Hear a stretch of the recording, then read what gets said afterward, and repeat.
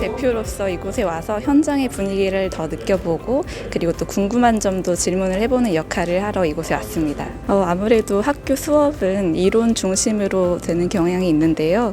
이곳에 와서 실제 현장에서 뛰는 박사님들의 이야기를 들으면서 또 생생한 정보도 얻을 수 있어서 큰 기대가 됩니다.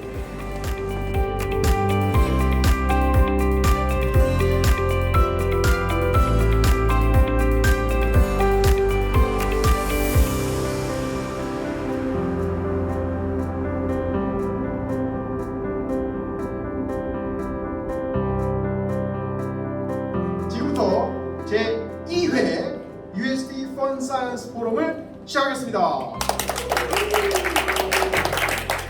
네, 한번 좋습니다. 한 정도. 이거 약간 모자라서 약간 한 번 더 하겠습니다.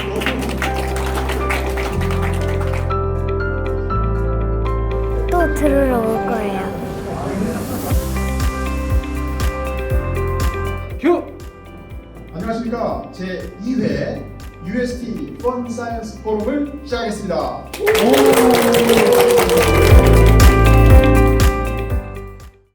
네, 안녕하십니까. 한국에너지기술연구원장 김종남입니다. UST 펀 포럼에 초대해 주셔서 감사드립니다. 홍수, 산불, 가뭄 이런 것이 굉장히 빈번하게 지구촌에서 일어나고 있습니다. 지금 우리가 마시는 공기 중에 이산화탄소 농도는 산업화 이전에 280 ppm에서 지금 413 ppm까지 증가했고요. 지구 평균 온도는 산업화 이전에 비해서 1.2도씨 상승을 했습니다. 이 지구 가열을 멈추기 위해서는 지난 200년 동안 인류가 구축한 화석연료 문명을 향후 30년 내에 무탄소 문명으로 바꿔야 된다. 이렇게 얘기합니다. 굉장한 어려움에 처해 있습니다. 에너지 혁명이 일어나지 않는 한 어려운 문제입니다. 그래서 전 세계적으로 137개국이 2030년부터 2060년 사이에 탄소 중립을 선언을 했습니다.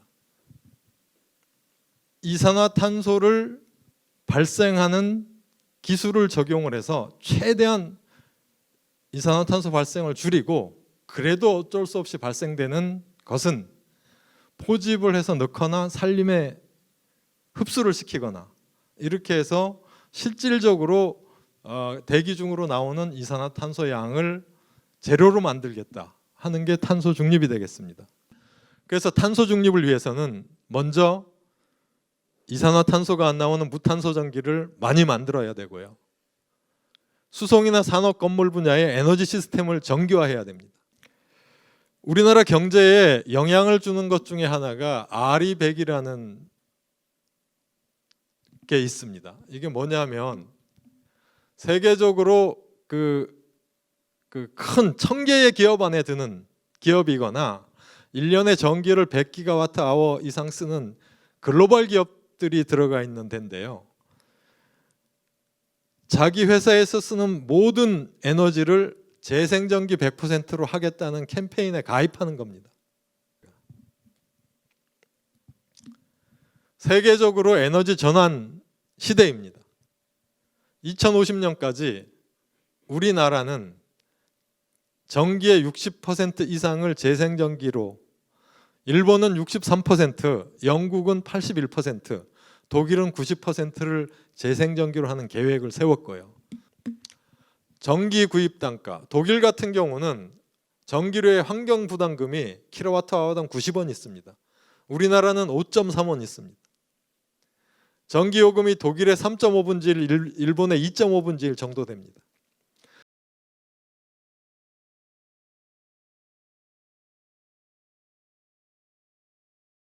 성이 있습니다.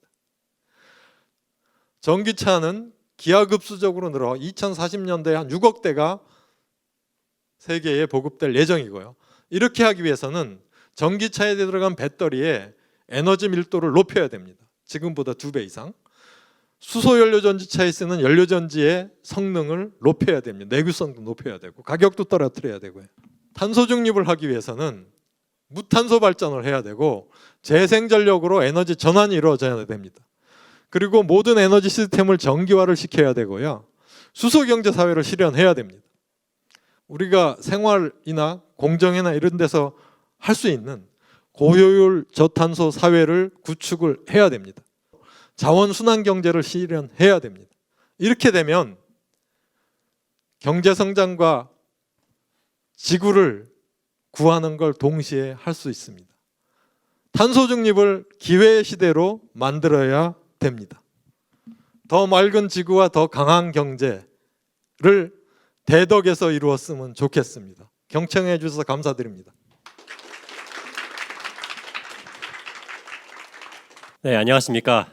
저 한국기계연구원 강우석입니다. 이렇게 사이언스 포럼에서 여러분 뵙게 돼서 너무 반갑습니다. 온실 효과, 지구 온난화, 기후 변화, 기후 위기 여러 표현을 쓰지만 언제나 범인은 하나였습니다. 이산화탄소였습니다. 땅속에 있는 석유와 석탄이 에너지가 된다는 것을 사람들이 알기 시작을 하면서부터 산업혁명이 일어나고 그로부터 무분별하게 에너지를 쓰기 시작을 한 겁니다. CO2가 얼마나 나올까요? 연간 약 500억 톤 정도 전 지구에서 발생되는 양입니다. 숫자가 너무 커서 좀 감이 안 오실 텐데요. 초당 1600톤이 배출되는 겁니다. 대부분 이 에너지는 그대로 지구에 축적이 되고 있습니다. 어느 정도의 열이 축적되냐 하면 제가 지금 이 슬라이드를 보여드리면서 말씀드리는 한 10여 초 동안 시간 동안에도 이 지구에서는 이미 원자폭탄 10개가 터진 것 같은 에너지가 계속 그 열이 계속 쌓이고 있는 거죠. 아마 지난달 날씨들 많이 기억하실 겁니다. 갑자기 30도 이상의 열대야로 올라가다가 또 추워지는 날씨. 저는 이번 겨울도 많이 걱정이 됩니다. 이와 같은 기후변화에 대한 데이터를 현장에서 보시는 기후학자들의 의견은 매우 비관적입니다. 기후학자의 82%는 우리에게 남아있는 생애 중에 반드시 기후위기의 재앙을 볼 것이라고 답을 했습니다. 물론 아무것도 하지 않을 때의 얘기겠죠. 아마 코로나보다 더 큰 재앙이 될지도 모르겠습니다만 코로나는 그래도 백신이 있고 치료제가 있습니다. 근데 기후변화는 어떤 해결책도 지금은 없습니다. 지금 우리가 뭘 하지 않는다면요. 충격적인 얘기죠. 답은 간단합니다. 문제도 다 정해져 있습니다. CO2만 없애면 되는 거죠.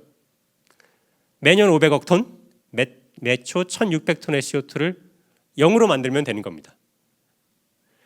근데 석유, 천연가스, 석탄이 없는 사회를 혹시 상상해 보실 수 있으실까요? 이미 우리 사회는 탄소 위에 지어져 있습니다. 갑자기 전기가 나간다면 우리가 어떻게 살 수 있을까요? 탄소가 없이는 사회가 돌아가지 않습니다. 그래서 탄소를 쉽게 지워버릴 수가 없는 상황인 거죠. 정말 기후위기를 위해 이 모든 것들을 다 버릴 수 있을까? 저희 스스로에게도 한번 질문해 봐야 됩니다. 바로 이것이 탄소 중립의 개념입니다. 이것은 가장 현실적인 목표죠. 탄소 발생량을 이미 배출되어 있는 탄소는 지금 어쩔 수 없다 하더라도 앞으로 발생한 탄소는 줄여야 된다는 겁니다. 그리고 발생한 그 줄어드는 탄소만큼 제거할 수 있는 기술을 이용해서 발생량과 제거량을 같게 만드는 것.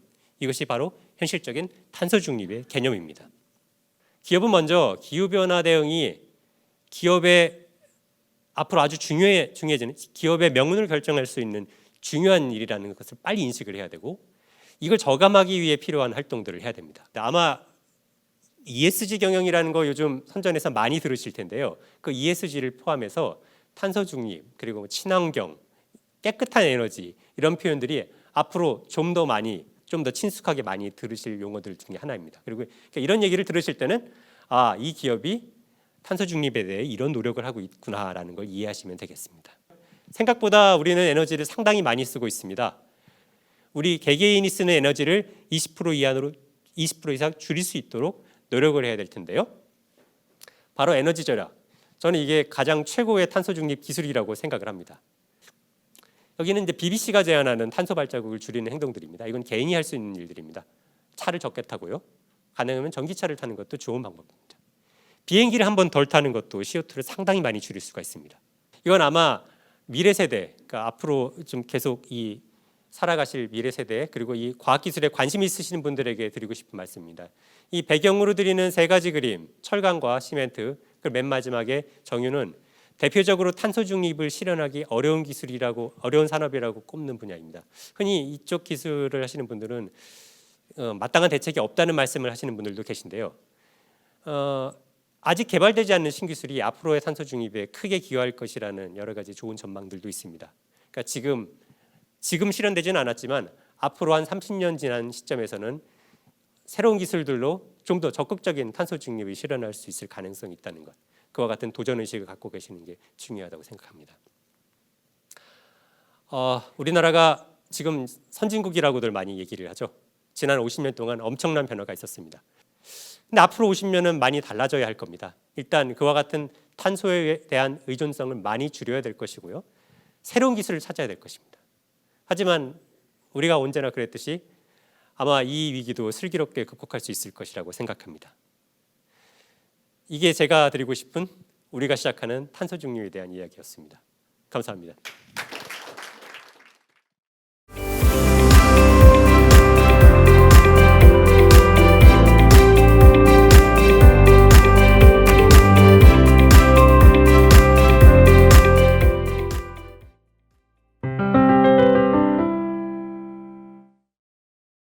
아까 말씀드린 것처럼 유럽의 좀 큰 나라들, 작은 나라들은 이미 80% 이상이 태양광 풍력으로 하고 있고요. 큰 나라들도 뭐 메인은 풍력하고 태양광으로 가요, 재생전기를. 그래서 2050년까지 80% 이상을 다 태양광 풍력 수력으로 하겠다는 나라들이 많이 생겼거든요. 우리나라는 60% 이상 가야 되는 거고. 그래서 목표는 똑같은데 태양광 모듈 효율을 얼마나 높인 거를 값싸게 만들어 쓸 거냐, 풍력 발전기 발전 단가를 떨어뜨리기 위해서 얼마나 규모가 크면서 효율적인 거를 설치를 할 거냐, 그게 이제 문제고요. 그걸 우리가 잘하면 세계 시장을 우리 걸로 만들 수가 있죠.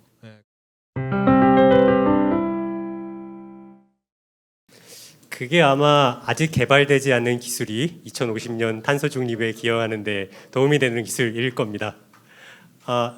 물론 영화적인 상상이기는 하지만 실제로 그런 것들을 시도해보는 과학자들도 있습니다. 시뮬레이션을 했더니 충분히 가능성이 있다는 것들도 얘기들이 있습니다. 좀 엉뚱한 기술이 오히려 좋은 솔루션이 될 수도 있어서요. 그런 상상, 그런 질문 저는 너무 좋다고 생각합니다. 그러면 제 3회 펀사이언스 포럼을 또 만나게 된 것을 약속드리면서 오늘 이만 마치겠습니다. 감사합니다. 제가 오자고 했어요. 친구들아 과학 강연 보러 놀러와. 재밌으니까.